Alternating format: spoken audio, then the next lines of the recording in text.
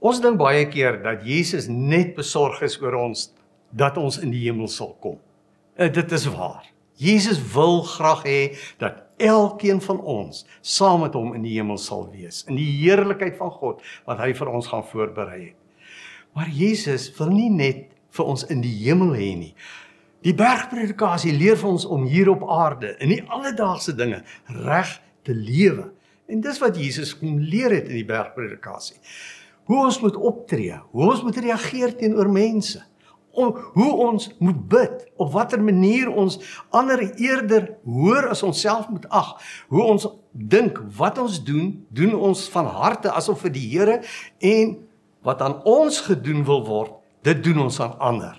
So die Bybel wil vir ons baie prakties kom leer, hoe om hier op aarde Christene te wees. My vraag is jy op die twee paaie wat Jesus van gepraat het, al op die smal pad, en lewe jy soos Jesus gesê het, nie net 'n hoorder nie, maar 'n dader van sy woord?